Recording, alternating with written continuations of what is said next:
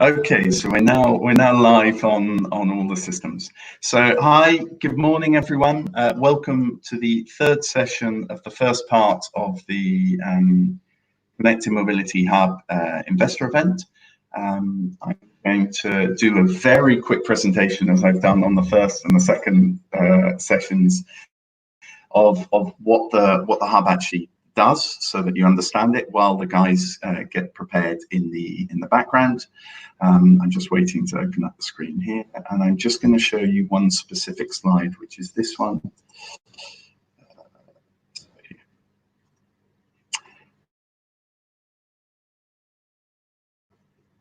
So you can now see it. Okay. So basically, the Connected Mobility Hub is an association of smart mobility startups that we set up about 5 years ago, Sergio Diaz and myself. We help with four main things, which are what you see on screen. So we help with visibility, and this is particularly in terms of events. We work a lot with EVA, for example, where we support them in bringing in sort of innovation sections and startups to their overall motor-related or transport-related, mobility-related events. We do the same also with Smart Mobility Congress in Barcelona. We've also been supporting the EU Startup Prize for Mobility as juries. There's some events in Portugal that we do the same with. So generally, we're very open to doing it in more places. So generally, we help with sort of events and providing visibility to the sector and specifically to the startups associated.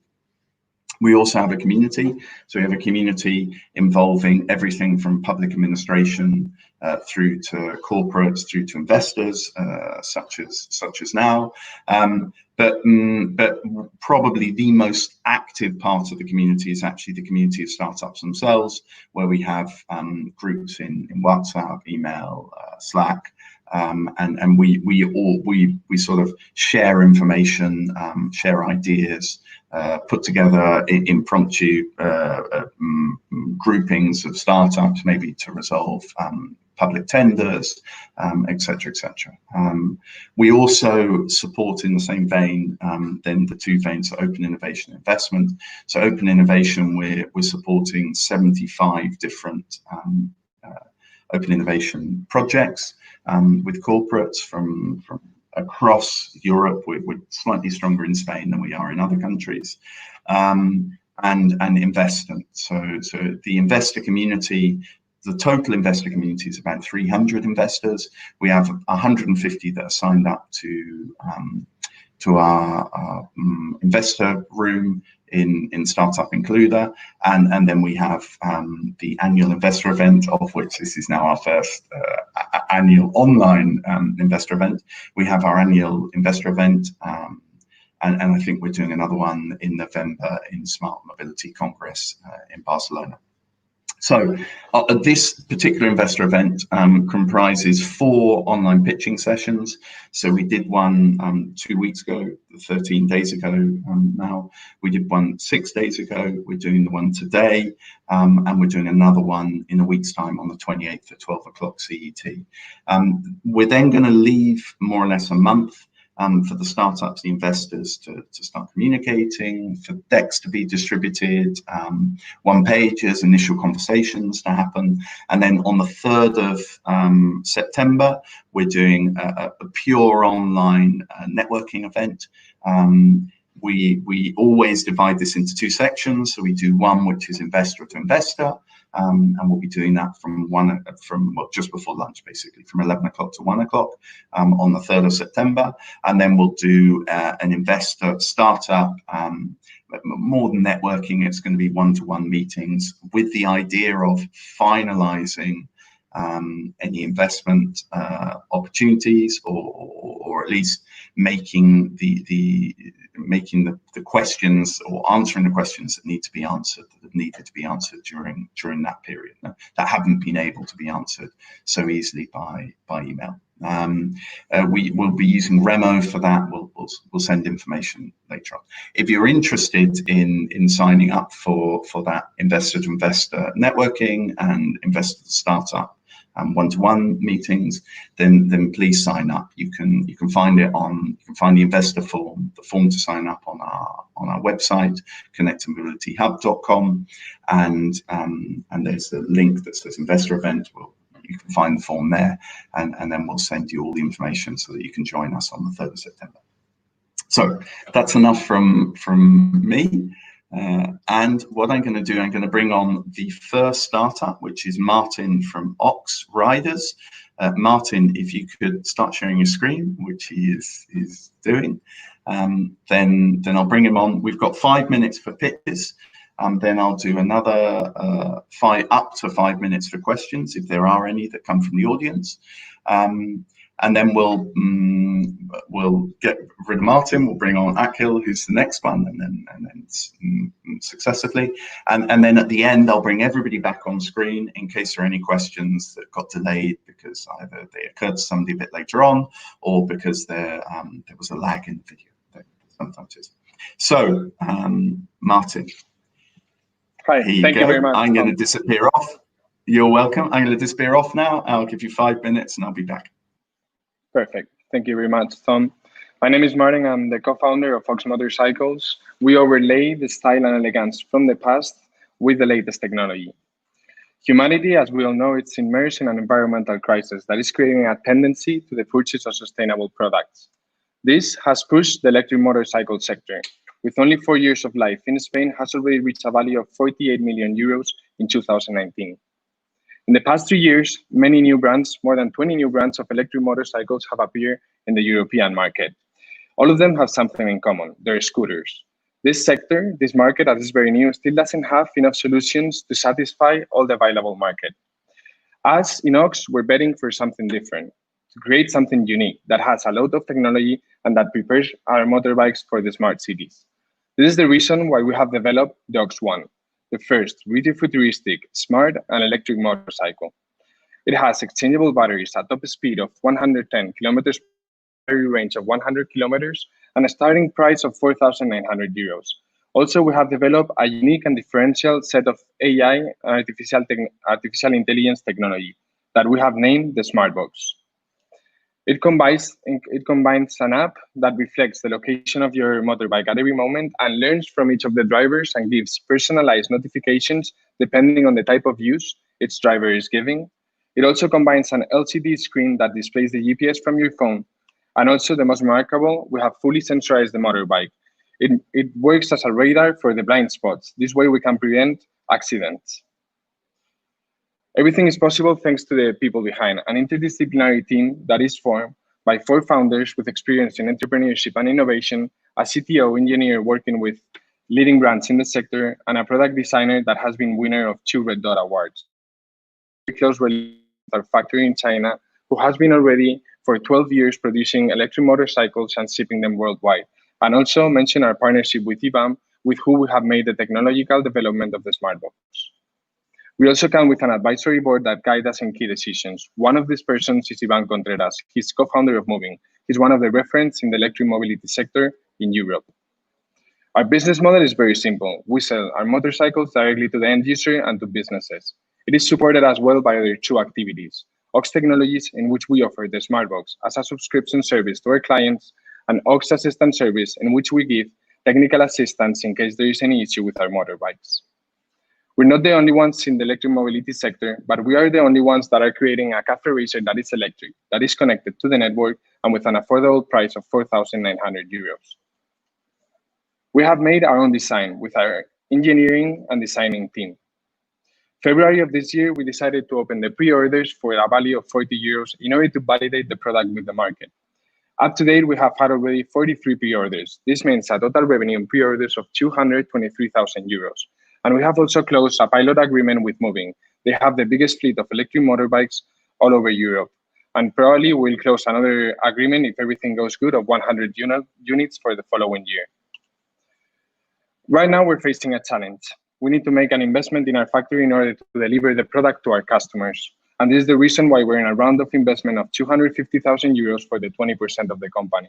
Out of this round, 60% is going to be for the creation of molds and for obtaining certification for the motorbikes. Out of this round, we are already in negotiation for closing 83% of the round, and still we have available 42,000 euros for the 3.4% of equity of the company. We don't discard the option of having one single member, a VC, taking the full round. Our objective for 2020 is to close the year with 55 motorbikes sold with full payment done. This will mean that we generate a revenue of 300,000 euros. Our vision for 2025 is to close the year with more than 10,000 motorbikes on the streets and a total revenue accumulated of more than 40 million euros. In the last 2 years, very new brands in the sector and euros for launching their motorbikes into the market. This is a sign that indicates that the sector is booming and the market is seeking for more solutions, electric solutions to private mobility. As Inox, we don't want to make just an electric motorcycle. We want to create a cool electric brand that seeks to transform urban mobility. So if you would like to electrify the future with us, we're waiting for you. Thank you very much.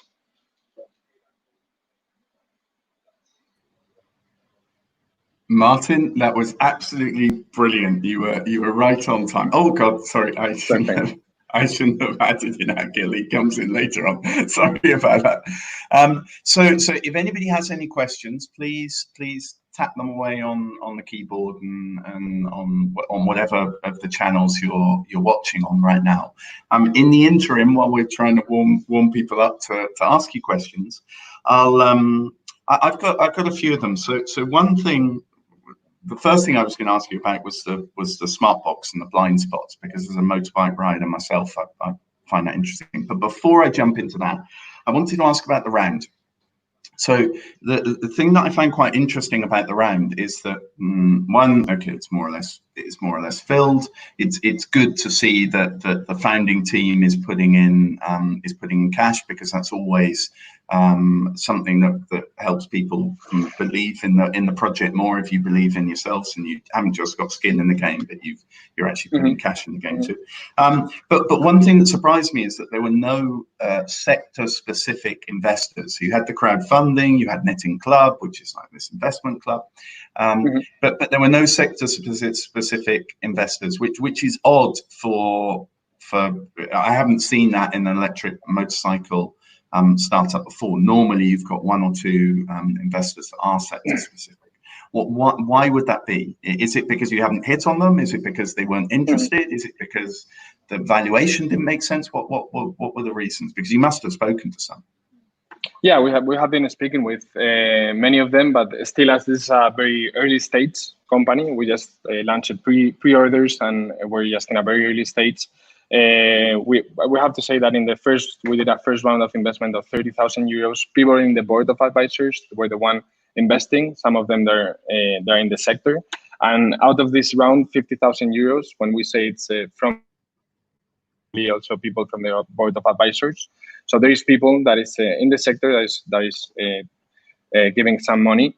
But yeah, definitely, I think this is the best opportunity with the Connected Mobility Hub to approach this type of investors that we're seeking, because we want to have people with a lot of experience in the sector that can help us, not just with money, but help us in many other ways possible. And yeah, we're also in future rounds. We have been speaking with more VCs that they're getting not in a pre-seed, but in scale-up rounds that they're very interested in funding the business. But at this moment, it's a small round. We're approaching slowly, and this is the best opportunity that we have, definitely. Okay, all right. I've got one question from the audience. Before I jump into more of mine, I'll put his on screen. The forecast for the Spanish market. I don't know if I have the exact template for the forecast. Or just talk us through it, if not. Yeah. Let me just show this slide. This is the forecast that we're creating. It's not just for the Spanish market. What we're seeing with the pre-orders, out of the 43 pre-orders we're already getting from all around Europe, and also we're getting a lot of interest from United States. And there's a good thing with the electric vehicles is that it's very easy to enter new markets. The cost it's really low, so we're thinking on doing a early stage expansion for saying it somehow. So our forecast for the first year is not only focused on Spain, it's focused in Europe, and we'll be closing the 2020 with minus 95,000 euros. What we envision is the November 2021 will be hitting break even, and then from there going up. He's asking if it's 8.6 million euros. Don't quite see where he sees the 8.6 million. 8.6 million euros for the that will be the results for 2024, probably the profit. Okay, I can't see the 8.6, but I've got it very small on my screen, so I'm not sure. Maybe I'm just not able to see it. Okay, but in any case, for Francisco, if you've got more specific questions on that, we can. I guess we can save them for the end, or grab hold of Martin directly. And then just one more question that I was going to ask was with regard to this smart box. So I didn't quite understand, and obviously blind spots is a big issue with motorbikes. I mean, because I started riding a motorbike, I'm always looking over my shoulder, even when I'm in the car. How does it actually work? Because this is a big pain point for riders, or danger point for riders. If you could just sort of explain that a little bit better, because I didn't understand it. Yeah, so we have located sensors on the side of the motorbike, and it sends, when there's a car approaching next to it, it sends a small vibration to the handlebar. Depending on which side is approaching, will send to the right side or the left side. And depending on how close the car is to you, it can send a stronger vibration to the handlebar. This way, before you are even seeing it, you can feel the vibration. And also the good thing with the Smartbox and the app that we have developed is that you can customize how many meters you want to feel that vibration. So if you're riding in the city, you might want to put it closer. So this way you're not, the handlebar is not vibrating constantly, but it's more if you're getting very close to a vehicle. And if you're riding in a highway, you can put it farther away. So this way you can feel it. Okay, that's a great idea. And then I'm just going to add in one last question. But you were talking about notifications, and you were tracking users' use of the motorbike. Is that with a view to monetizing the data, or to support riders in terms of cheaper insurance, or what's the idea there? Yeah, the idea, we're not thinking in monetizing the data, at least at this moment, because that will be in a high volume of data. That's something maybe for the future. Right now, what we're interested in offering the best customer experience to each of the drivers. So it learns from how the driver is driving the motorcycle and when is it driving it. So it gives personalized notification as you could be riding every day to work. So it knows when it's going to rain. So it can tell you, okay, today you should drive half an hour before to work. So it sends you a notification to the app. And also, for sure, in order for insurances, we're working on this, on how to analyze that data in order that works for insurances and can lower costs or can be higher for the driver. Fantastic. Mm-hmm. Okay, all right. Next one. I went on a little bit too long with the questions. I'm sorry about that. So I'll bring you back at the end for those that will have any additional questions. And now I'll jump to Akil. Here we go, and I'll add your screen, and I will disappear off and be back in 5 minutes. Akil, you're muted. Sorry, you're muted at the moment. Yeah. Can you hear me now? Okay, yeah, I can hear you now. And so can everyone else. I'll disappear off. Thanks, Tom. Thanks. So good afternoon, guys. My name is Akil Gupta, and I'm one of the co-founders of Carga to coche. It means charge my car, if I say it in English. Let me start by saying that our future of transportation is electric. And considering the sessions you are going to see, I guess it's an affirmation of the same. And in Carga to coche, we very much strongly believe that. But for that to happen, there are few problems for the end users which needs to be solved. And one of the biggest problem which we have identified in the market is how people charge their electric vehicles. We are mainly talking about electric cars. What we found out is that from 7 out of 10 people who buy an electric car, they want to have their vehicles charged at home. But 80% of those, they have no clue on what they need in order to achieve that. Majority of the people think that when they will buy an electric vehicle, and I think many of our colleagues can affirm that, They expect that the users expect that the car salesman or the vehicle salesman will explain you all that. But from our experience, it's totally the opposite. I will suggest many of you guys to do a simple test. Go to 3 different car dealers and simulate buying an EV. I'm sure you will come out more confused than having clear thoughts. Main reason for that is that selling an electric vehicle is not only about the car itself, it has changed the traditional model. It's more about battery, electricity, and local regulations. Carga to coche was born around 18 months ago with one simple idea that the future of automation is electric, and the user experience of this new type of user has a lot to desire for. We decided to create Carga to coche to tackle the most important and common problem of all the EV users. That is, once I buy an EV, what I need to do to be able to charge my vehicle at home. Our objective is to make the whole process of choosing the right charging solution for the user and getting it installed at their homes as simple as buying a book on Amazon or getting their rides on Uber. We work with freelance installers, so it's very much a similar model that of Uber, because it helps us provide speed, agility, and scalability to perform services to our customers when we need and where we need it. How does it all work? It's a very amazingly simple digital process what we have defined.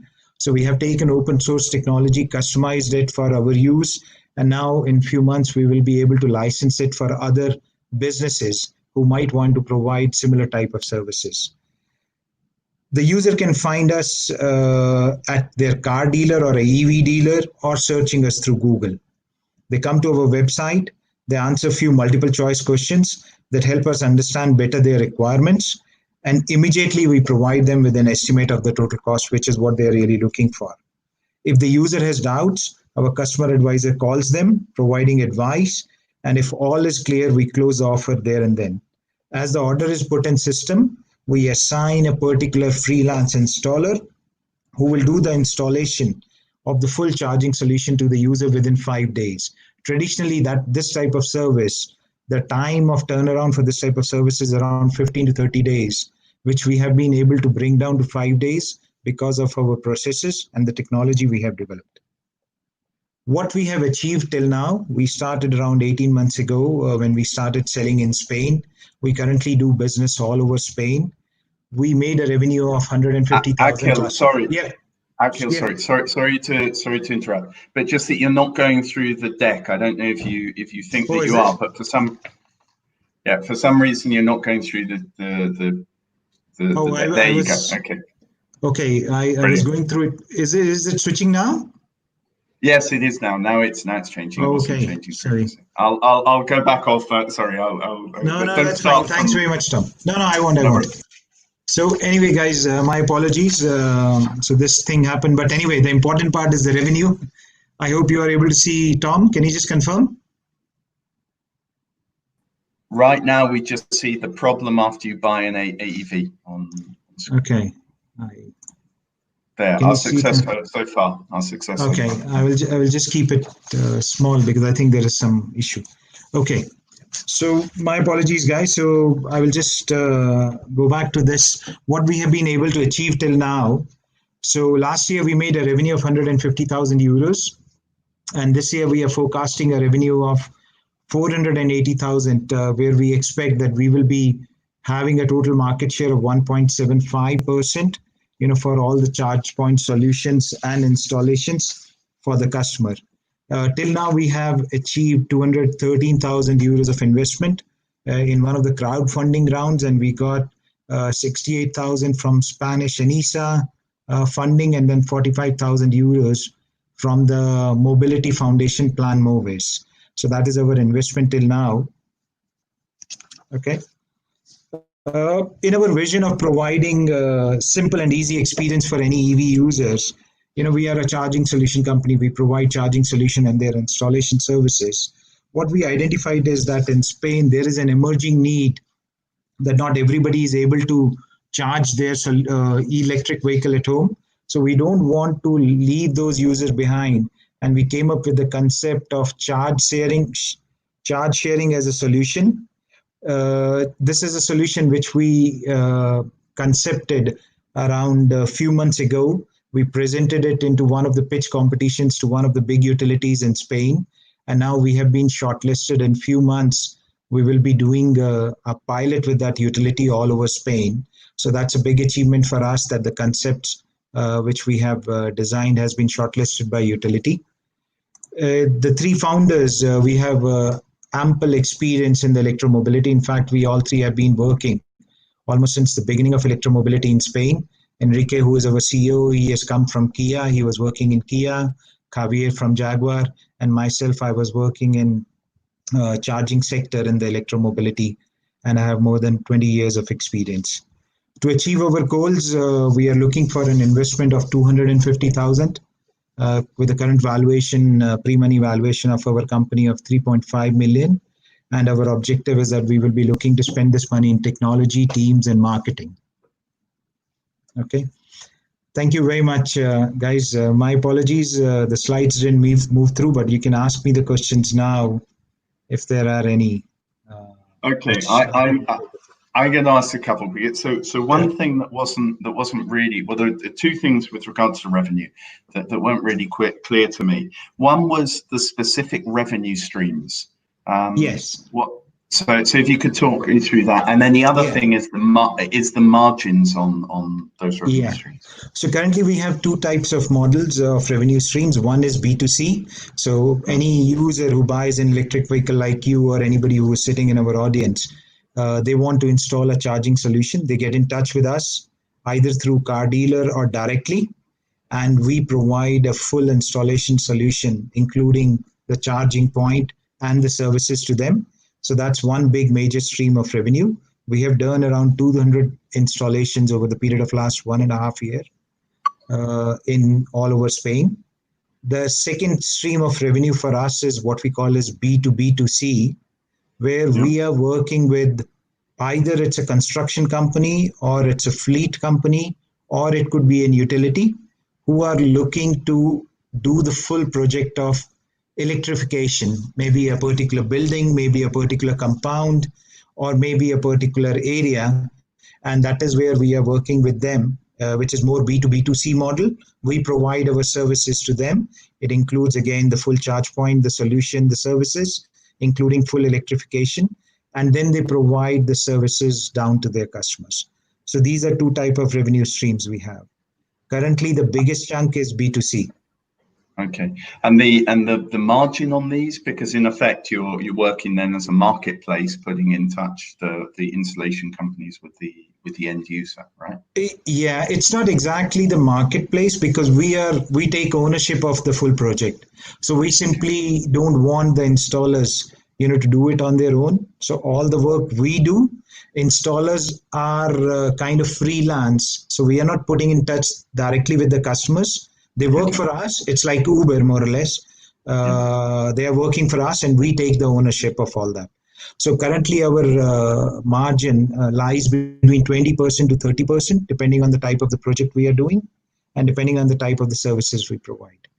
Okay, fantastic. And then in terms of your revenue forecast for this year, so for up to 480,000, that's obviously quite impressive in a year where a number of months it was absolutely impossible to do any type of installation. Where and when have you seen that growth? Has it been as a result of the sort of the more the greater consumer interest in sustainability, or is it coming from the B2B side? Where's the sort of the growth coming from? Yeah, so there are two parts to it. One is B2B. We won a big project at the end of the last year, which was going to be executed this year. So that adds a lot to our revenue for this year. The second one is in B2C, we see there is a lot more interest in sustainability. And I think we were born at the right time last year when electromobility was just growing.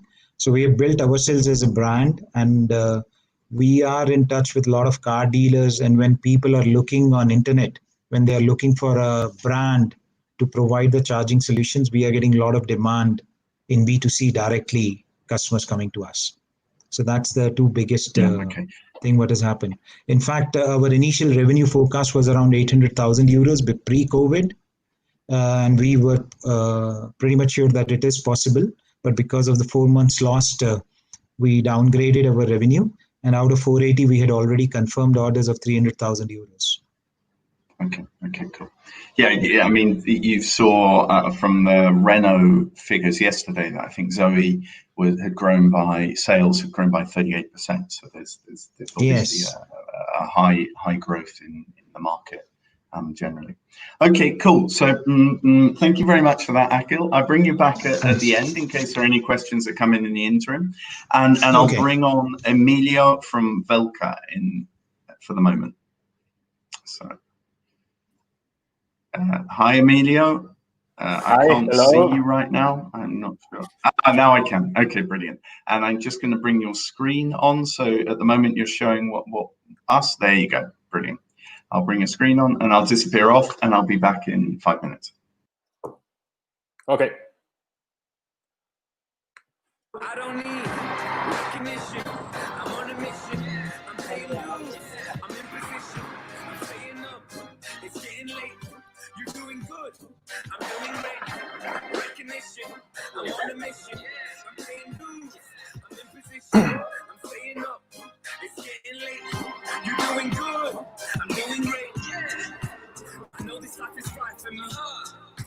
I know the future's bright for me. I know my teachers lied to me. I do it for the ones that came before and nearly. I don't need recognition. I'm on a mission. I'm paying dues. I'm in position. I'm staying up. It's getting late. You're doing good. I'm doing great.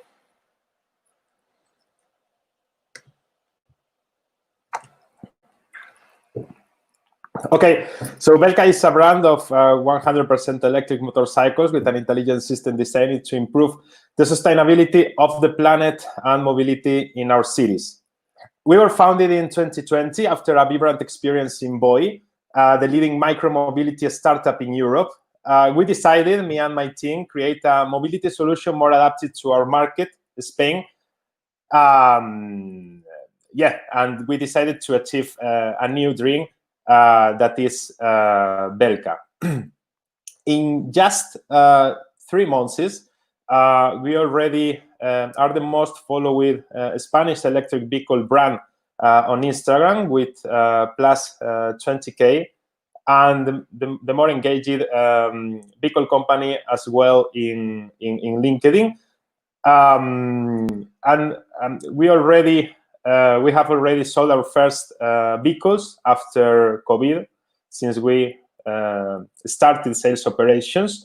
And our projections show that 3 years from now, we will have more than 3,000 vehicles on the market, making us the leading electric motorcycle company in the Spanish market. Our CAC is under 90 euros right now, which means that we have checked our product market fit, and we will have positive EBITDA after year 1. But why did we decide to enter in the electric motorcycle market and create Velca? The climate summit, environmental policies, and SDGs make us aware of the need for a new form of sustainable mobility, a positive change that decision makers encourage to favor the use of clean and efficient vehicles in cities. In fact, only last year, the European electric scooters and motorcycle market grew by 64%, with the Spanish market making up 21% of this registration. And we expected to attain a size of close 1 billion by 2025. Concretely, the Spanish market is expected to be the largest for electric motorcycles and scooters, and only during Q1 of 2020, the sale of electric motorcycles rose by 250%. I don't know any sector that is growing more right now. That is why we knew it was important to start this movement to completely change the mobility in our cities with scooters since just 20,000 euros. In a few months, through the hard work of our team, we have been able to launch 3 new motorcycles models, which has led us to start today our third round of investment. Bora, Tramontana, and Kalima are inspired by classic designs and feature sophisticated technology, and they include a removable battery for at-home charging, USB ports, a security alarm, LED lighting, and key fob. We have developed an intelligent system in collaboration with one of the largest connectivity companies in the world. Our IoT model allows the motorcycle to always be connected. The app shows the geographic location of the motorcycle and will notify the driver of any necessary revisions. So Velca motorcycles take care of themselves. And in this way, we offer our clients an affordable motorcycle that doesn't pollute, save money, traditionally used for gas, and with a range of 120 kilometers, it covers all customers' needs, so that they have the best experience. In these months, we already achieved over 50 positive mentions in the most important newspapers in Spain, such as El País, La Expansión, La Razón, El Referente, Emprendedores. And we have already been named a successful startup by organizations as Startup Green or universities like UNIR. Also, during our first and second investment rounds, now investors as Hugo Arévalo, the former president of Hawkers, or Borja Danero, the founder of the Power MBA, or Co Martinez, Force Under 30 in Asia, have become as Velca investors. We have investors that are ex-Googles, ex-Facebooks, people that is working in IBM, Mobile, St. Young, IKEA, La Liga, so most very prestigious companies. And we want to do much more. We have set up our Velca renting model as well for our clients who are not interested in owning a motorcycle. We have already created a community of Velca Guardians who offer after-sales service anywhere in Spain. And this August, we are opening our first Velca store in downtown in Madrid. With this round, what we want is to expand to other large cities in Spain and establish ourselves as the leading Spanish brand of motorcycle, of electric motorcycles. We will do it by scaling our production to maintain optimal stock coverage and smart marketing investment to accelerate customer acquisition. In the future, we want. Yeah, okay. I'm gonna stop you there. Sorry, just so that we don't go over too much. So while we're waiting, if any questions come in, you know, I had a question. So you talk about being market leader. I think it was next year or the year after. I can't remember the specific year, but you certainly said that you intended to be market leader, which is great. But what's the differentiator?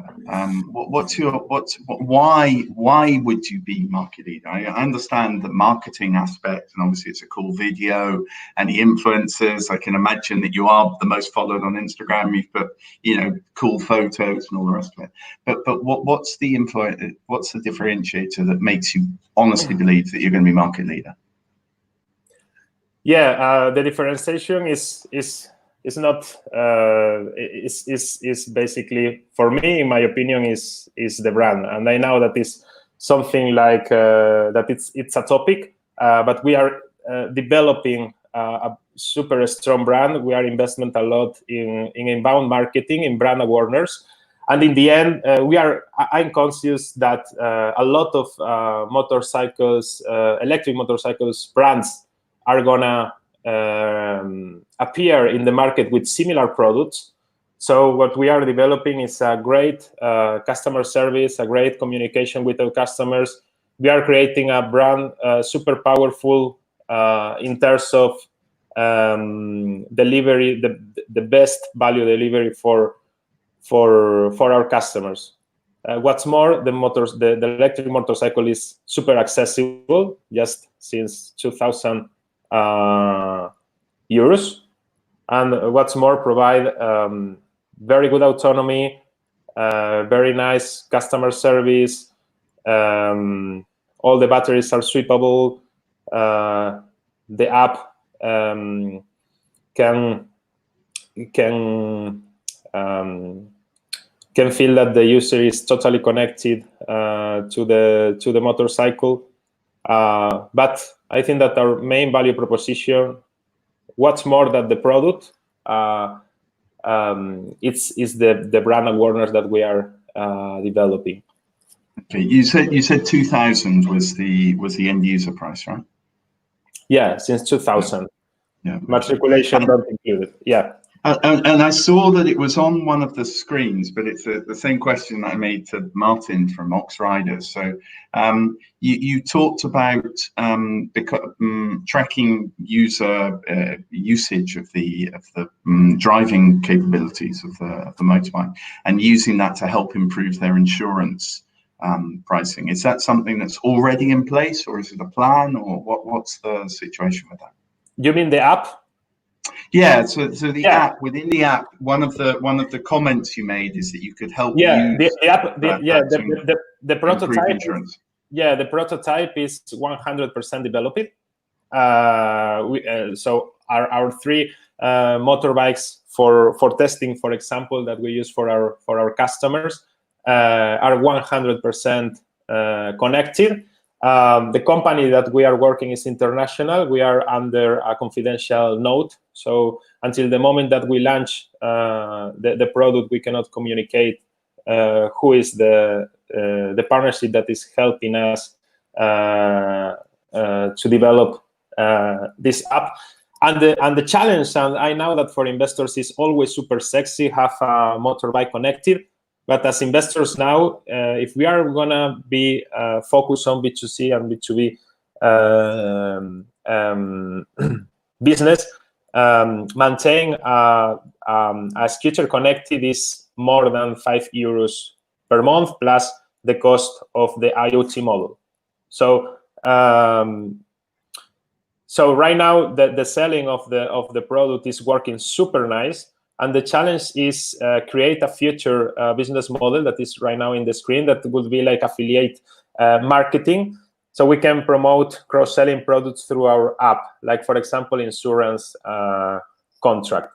Our app, for example, measure how good is the driving of our driver, how good driver is. So with that data, we can tell to our insurance partner that today is Mafre, hey, Mafre, this driver is doing a very good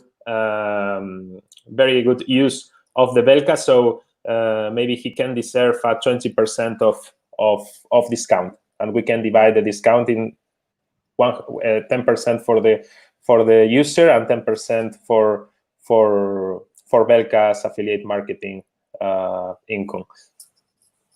Okay, cool. All right, I don't have any other questions for the moment, and no questions have yet come in from the audience. So what I'll do, I'll remind everybody that Emilia will be back. We've got 2 more pitches, and then Emilia will be back with the rest of them. So if you do have any questions, then please make them, and we'll answer them in sort of 10, 15 minutes time. Okay, thanks a lot, Emilia, and welcome, Donald. Let me just add your screen, and I'm going to disappear off, and I'll be back in 5 minutes. All yours. Brilliant. Thanks, Tom. Yeah, so my name is Donald. I'm co-founder at EVA Global, the leading managed services provider in e-mobility. Basically, companies of all kinds right now are looking to add charging of electric vehicles to augment their current service portfolio. And they want to make money, but they want to do it without all the work of having to actually manage that infrastructure. You know, up until recently, that was simply not possible, and that's the biggest problem we're trying to address. If you're looking to have a network of charging points, you have to think of, well, look at the shopping list here: the location, the hardware, installation permits, partners, utility contracts, charger management systems. Revenue management systems, well, you get the idea, right? Basically, it was in 2017 that we set out to answer a very simple question that was becoming very quickly our obsession, which is who actually wants to operate the charging infrastructure? And it was in trying to answer that question that we set up EVA Global. Effectively, we offer charging infrastructure services such as infrastructure management, first and second line support. So, you know, starting at our contact center, which is based in Malaga, through to actual maintenance and further services. What you can see here then is, out of that shopping list, we're focusing on those last three ones, right? Infrastructure, driver support, and maintenance. The ideal customers for us are network owners, they're SaaS providers, they are charge point operators, fleet owners, car manufacturers. These are sort of our target customer segments. In terms of the market that we're looking to address, well, we can see here that I think everybody knows it on this session, that in Europe alone we're expecting to have 1 million charging points available by the end of the year, 15 million of them by 2030. It's expected that we'll need around 290 million charging points globally, right, by 2040. Global sort of EV adoption has grown 63% year on year, and I think a very important point here is the fact that there's an EU recommendation of 1 public charger to be available for every 10 EVs in the market. And this means a cumulative investment in the industry of about 450 billion by the time it's 2040. In terms of the market adoption we've had so far, and we're looking here at particularly our first and second line support, plus maintenance services. While we started in 2017, it wasn't until January that we started to have about 100 charging points that we were managing on behalf of our customers. We were answering about 100 calls a month, and we had no escalations yet for maintenance. But fast forward to sort of April 2020, and we're now managing over 30,000 charging points across 19 countries on behalf of network owners in Europe. We're answering just over 15,000 calls a month, and we're escalating 1,500 of those calls, which start as tickets but end up as work orders for sort of maintenance parties to go out and actually service these charge points. In terms of the revenue, well, that's around 1,000 euros that we had of monthly recurring revenue in January 2019. By the end of the year, we were at 30,000 euros. And again, fast forward to today, we're at about 70,000 euros of monthly recurring revenue. And by the end of the year, with confirmed pipeline, we have 100,000 euros of monthly recurring revenue, but that's quite it's quite conservative. In terms of the customers that we have at the moment, it's related again to the slide I shared a bit earlier. We have, the likes of Ionity, which is a joint venture between BMW, Daimler, Ford, and a few more. And then we have customers like Allego, Bilbarco, Has to Be, which is a charger management system provider, the likes of Virta as well. And then fleet owners like LeasePlan and large sort of utility companies like Vattenfall and Statkraft. Our business model, well, we have those three main sort of areas, which is customer experience. We charge per minute. We do this on 5 different channels. In terms of our infrastructure management as a service, we do that per connector. And then in terms of the field service management, we do a hybrid model, which is per charging point and per actual call out. So every ticket that becomes a work order and is forwarded to the service party.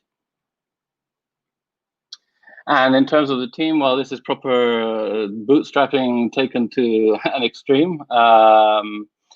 We are, my wife and myself, who founded the company, and now we are 42 people who are looking after the amount of charging points that I mentioned before, currently at about 25% capacity, so plenty of room for growth. And I hope that has served as an introduction to our company. Thank you very much. That was absolutely brilliant. Thank you very much, Donald, and right on time. So, sorry, let me just put this on. So, oh God, it needs my finger, but I was doing it at an angle.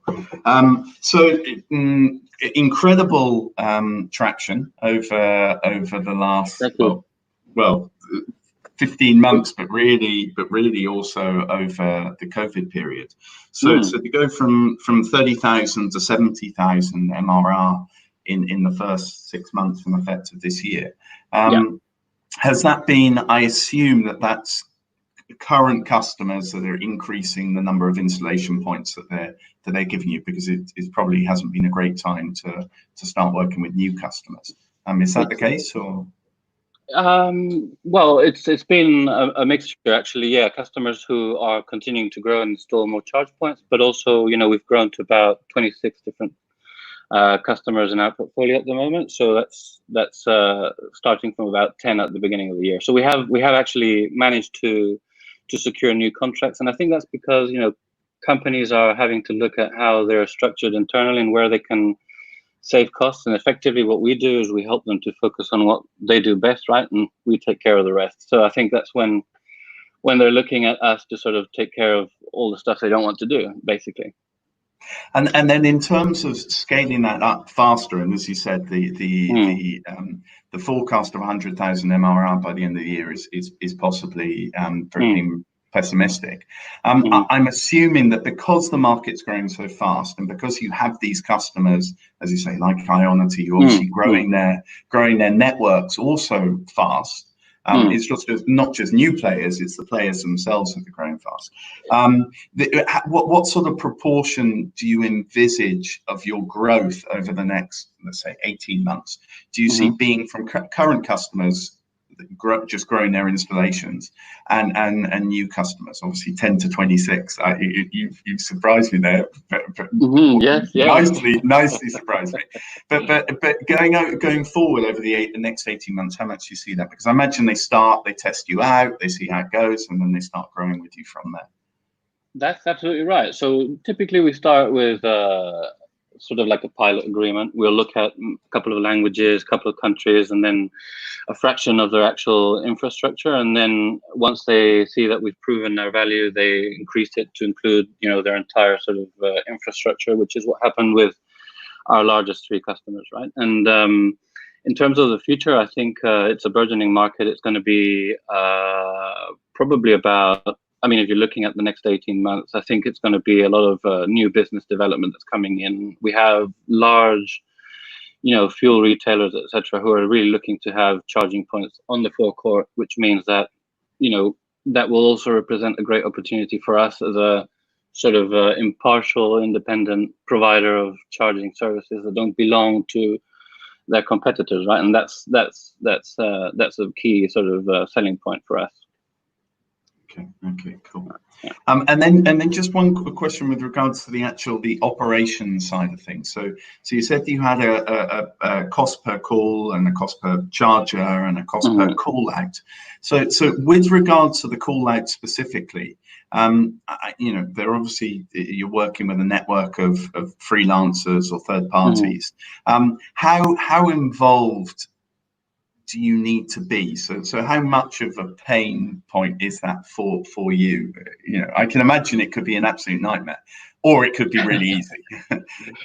Yeah, well, I like keeping it easy. So the whole point is that we do not actually have anybody under the payroll. We actually partner with large sort of service parties. You saw there, we have in the brand Siemens, for example, and many more, who are able to sort of pick up that work order from our marketplace and then say, okay, I can take this one, right? And effectively what we become is a bit of a planner of work orders depending on what the actual SLA is, right?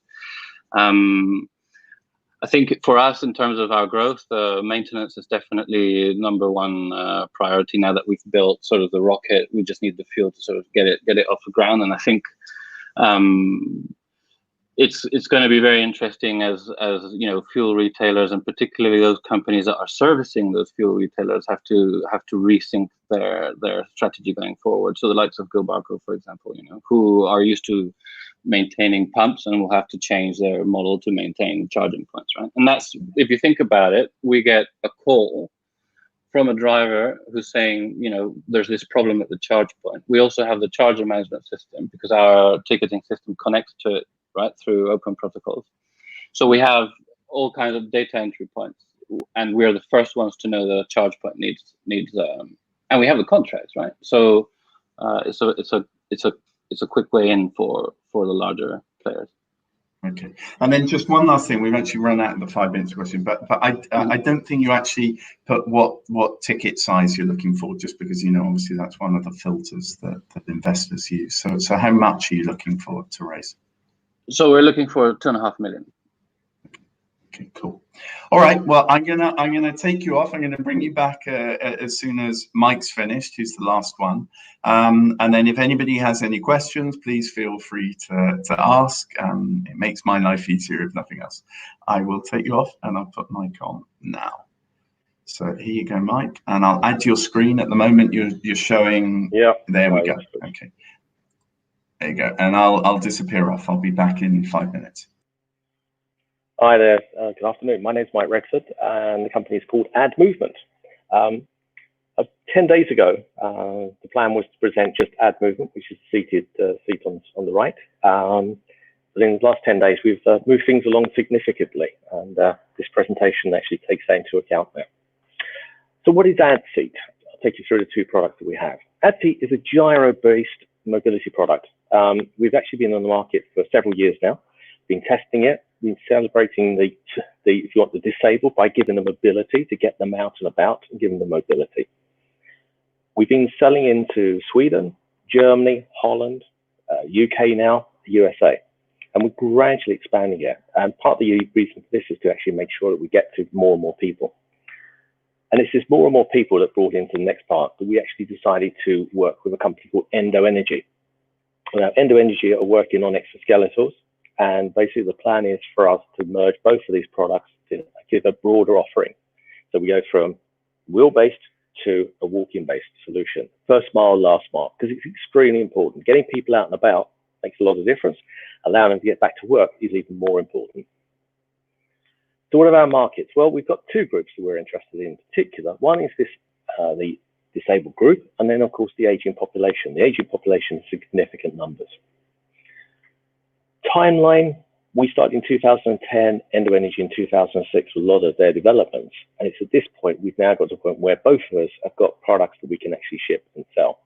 And that's where we are. So what are the key benefits of AddSeat and Endo Energy's products, exoskeletal and a seated mobile? Well, basically improves the quality of life for people. I mean, that's the key thing. You really see a difference, and that is important. It means that they can get around and about easily.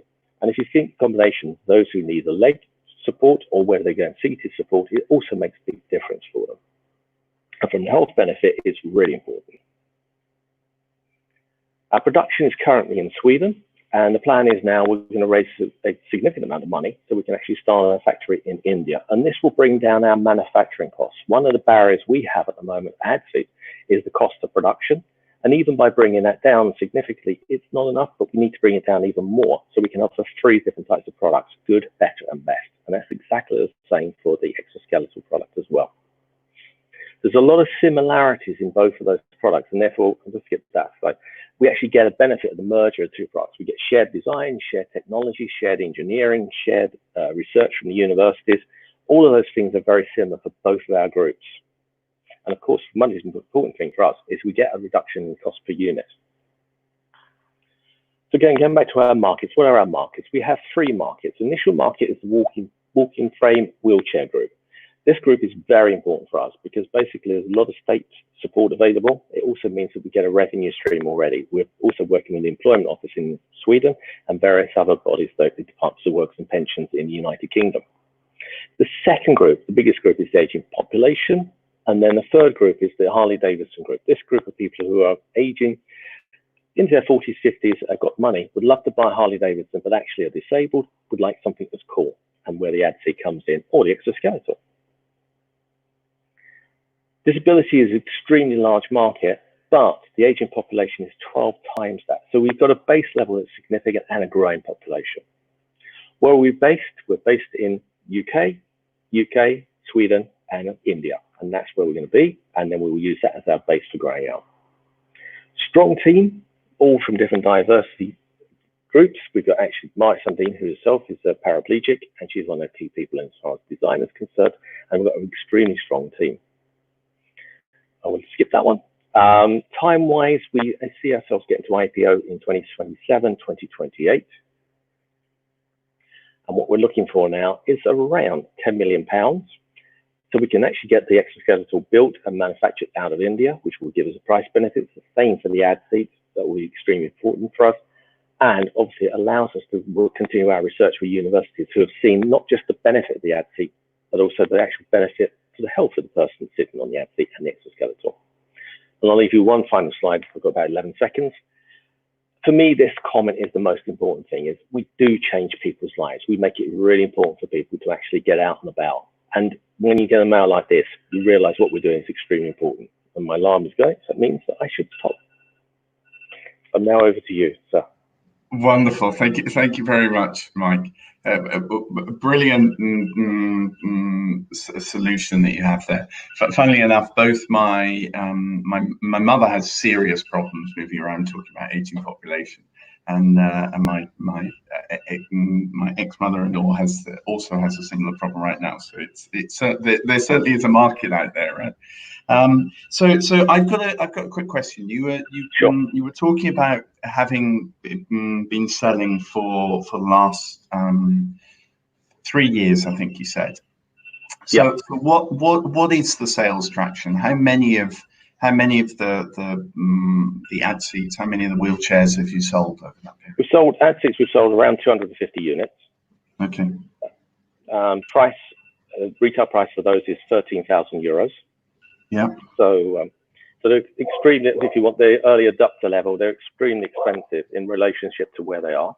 But also what we found is we're working, for example, the Swedish Employment Office, is that they look at the cost benefit analysis. If you look at someone who is disabled and not working, that becomes really expensive. So someone can cost around €40,000 to actually support them. If you can get them back to work and we can reduce that cost of that support, for example, transport to work, making it easier for them to work, the AddSeat can get them to work, they don't need to use another vehicle. Also, you can reduce that cost so that if it costs €13,000 for this product, actually you're already saving something maybe around €20,000. There still would be an ongoing cost of supporting somebody who's disabled, even if they actually get them back to work. Yeah. Okay. You've got your alarm still going. I think you can't hear it because you've got the headset on. That's why I always put mine on, half off.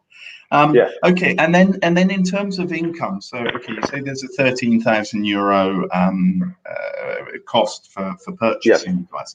In terms of revenue streams for yourselves, is there any sort of subscription model? Is there a maintenance? Is it just taking the device and selling it? What are the revenue streams there?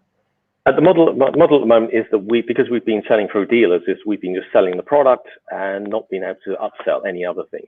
But we're now moving to direct selling, and we've been testing this with the US, and COVID has been actually a blessing and a curse at the same time. The good thing about it is that what we've found is that actually there's a very strong appetite to buy online. And then on top of that is actually, it's opened up the idea of us actually selling online and then supporting that with service agreements. So for example, in the US, Pep Boys, Halfords in the UK, Mecca in Sweden, and various other partners. And one of the key parts we've worked with the actual AddSeat is it's very easy to actually maintain. So a competent wheelchair mechanic, a competent mechanic can actually service the product. And that makes it very easy. Most people who have a wheelchair, who have a disability, have someone who supports them with this product. So we don't have an issue with that. What we did have an issue with is actually getting people to buy at distance. By doing online demonstrations, showing people the product, what we found is actually become a very strong appetite for this and made it very easy. We're surprised. And I would say in the last month, we've had 10 times the number of inquiries per week pre-COVID, because we've increased our marketing on direct sales. And then the cost. So you talked about doing the production in India to reduce the cost. So how much would that reduce the cost from the current 13,000, approximately proportionate? Well, for actual manufacturing costs, we will bring down. First phase will be around €1,000. Yeah. Second phase will bring it down €4,000.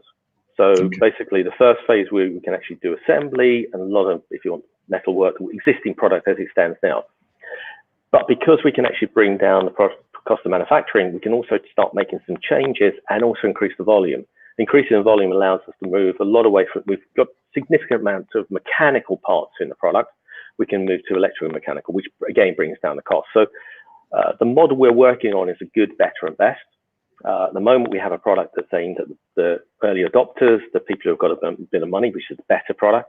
What we see is actually a good product. If we can bring in around about the 6,000 to 8,000 euro mark, we will have a big market. And the good thing about being around for some while is that we've actually seen what our customers are looking for, where you see their sensitivity to price and where is the sweet point. 10,000 euros, as we see as a key thing, because I've spoken to people like Santander and various other finance partners. They see 10,000 euros, 10,000 pounds, $10,000, 100,000 krones as a sweet point as far as personal credit is concerned. It also means it's affordable. So you're into the 2,000 krones, 200 euros per month price. That makes it very affordable.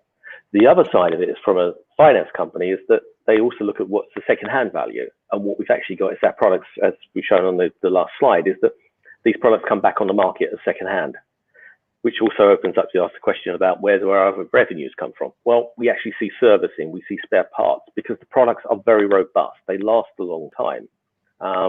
And obviously, being originally based in Sweden, Saab is always a good example of a company that, okay, went bust, but the first part that was sold out of that was their spare parts division, because basically there's a lot of cars that keep going for a long time. And so revenue stream from spare parts is significant. There's no two ways about that. But again, building quality to start with is very important. Yeah, okay. And then just one last thing, and then I'll bring everybody back on screen. I haven't seen any questions yet from the audience, but just one last thing. If I'm not incorrect, this was based on Segway technology. How does the fact that they're not going to continue with Segways affect you? Does that affect you negatively? Is it not? I think in the short term, it's not a problem. If we were to continue to be based on Segway, yes, it would cause a problem. But we actually have a very strong user base in multiple sclerosis, MS users, who actually have Segways, and they then convert their Segways. So we don't see in the short term a problem. It will be a long-term problem, obviously, if we don't do anything about it. But we've been working on various solutions, working with Chinese manufacturers and various other matches to try different products. The Segway is the most robust product out there. What we need to do is match that, and we can do that. The other side is that technology has moved on, and therefore we can actually move that technology on as well, which is also important. In the short term, no, it's not going to cause us an issue at all. Okay, cool. Okay, I'm just going to bring everybody back on screen then. I can't see that anybody's made any questions, but I'll keep us here for 30 odd seconds just in case somebody does. Thank you everyone for participating. I hope you found it useful. I hope that we all finalize and raise our entire rounds from what we're doing here. Yeah, Emilio's still missing. The two electric motorbike companies. Look at that, terrible, eh? So anyway, but if anybody does have any questions, please feel free to fire away. If not, as I said to everybody at the beginning, there's the last of the pitching sessions is next Tuesday at 12 o'clock CET, and then we have the networking part of the event and the one-to-one meetings part of the event on the 3rd of September, for which you should enter the website connectedmobilityhub.com, click on investor event and fill in the investor form if you're an investor. It is only for the startups that are presenting at this event and for the investors that are signed up. So we do the investor to investor networking, and then we do the investor startup one-to-one meetings later on. Last thing, as nobody seems to be asking a question, if you do want to receive the decks, be put in contact, one pages, whatever it be, get a third party opinion, unbiased opinion from ourselves as to any of the investment opportunities, then please just reach out. We'll send you the whatever information you're after. That's what we're here for. Okay, guys, well, that's it then. So thank you very much. I'm going to end the broadcast. If you want to stay on screen for a second when I've ended the broadcast, we can just say our goodbyes. Apart from that, I will click now on end broadcast, and then it's just us. Okay.